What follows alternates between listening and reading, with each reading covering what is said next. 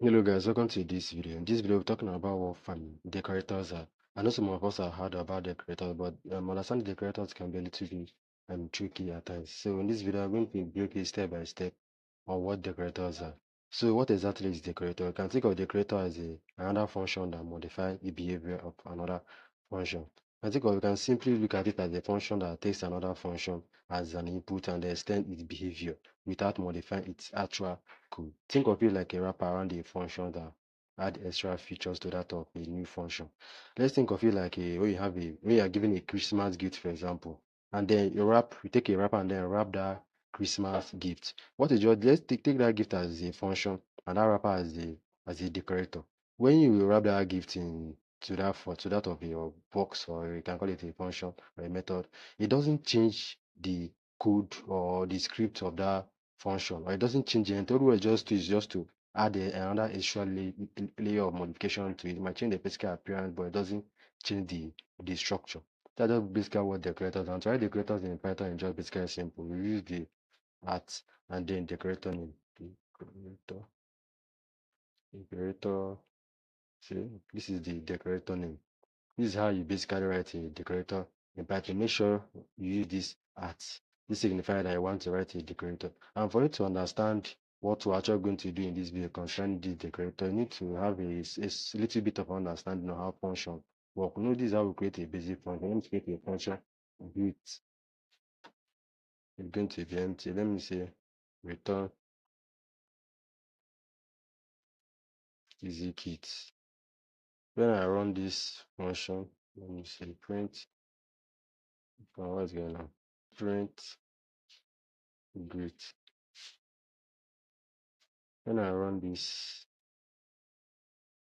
you can see I got easy kit out here.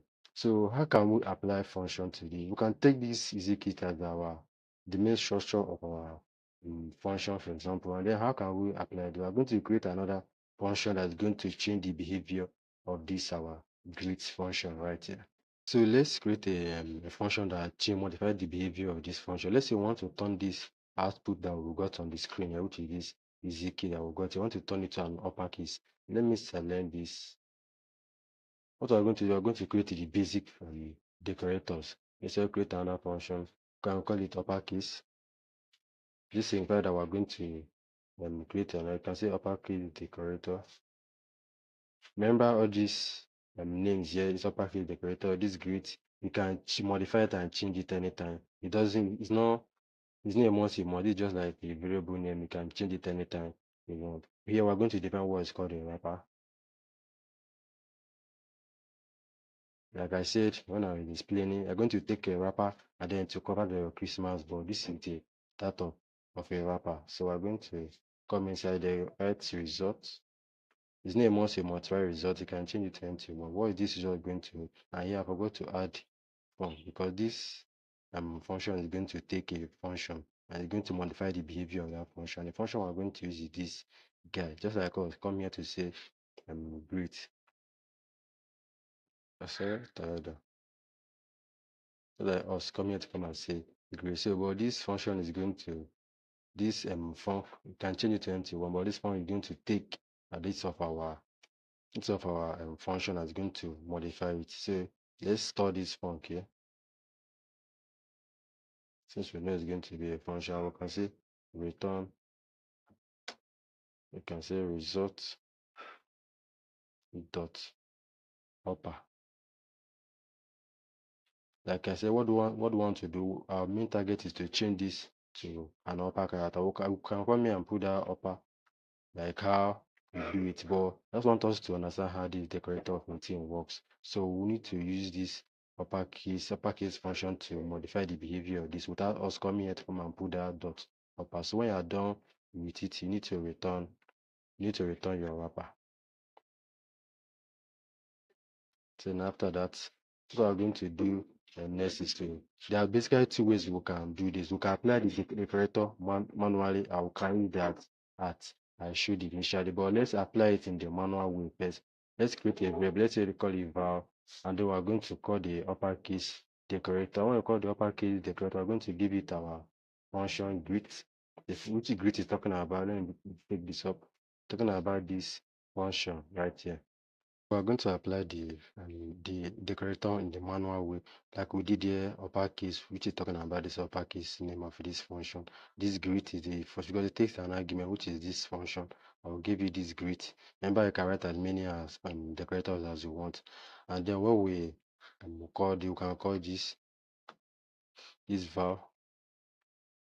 So let's see what is going to happen. What is actually happening here before I run this code is that this uppercase, because this is the manual way. Okay, let me write manual down here and say manual way to call a decorator. Decorator. This is a manual way to call a decorator because right here this uppercase is taking a function which will specify a function to be an argument. And the function is going to take is this function. And when this function is going to be stored inside it, this return definitely going to hold this easy kit and going to be stored here. Going to be result equals to what is actually going to be here is result equals to easy kit. Easy key is like the one here. Let me go to turn it back. So that's what basically is going to be stored here.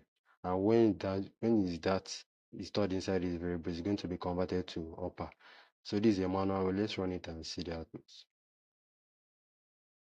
As you can see down here, we got easy keys in capital letter. So another way to do this using the as symbol like I specified at the beginning of this video. So how do we do that? Just to take this uppercase decorator, we're going to put at in front of it. That's just it. So before we do that, we need to let's bring this function down here. Let's bring it because this is what we are modifying.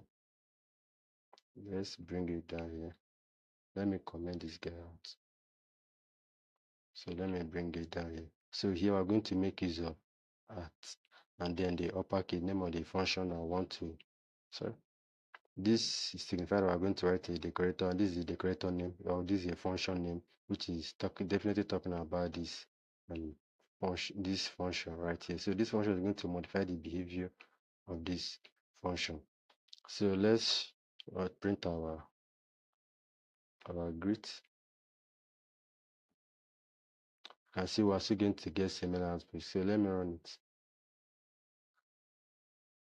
As you can see down here, we got the same exact output. So this is the okay. Let me write.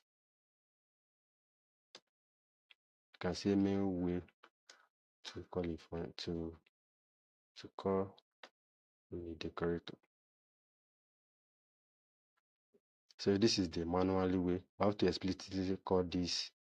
Okay, let me bring this down. So in this manual way, we need to call this function again. We're going to give it the argument that we need, which we did here. And the argument that is needed is a function that is going to modify the behavior of that function. And then this is a manual way. And then we'll give it and then we'll print it. But when we want to do the main way of doing it, all we have to do is just to put the at on top of it and then the function or the method that we want to use to modify the behavior of another function. That's basically what we did. So this is basically how function is being basically how decorators is being used. So as we go on, we're going to do something more like chaining decorator with argument and also that of chaining multiple decorators, which we are going to do next. So I think this should be it.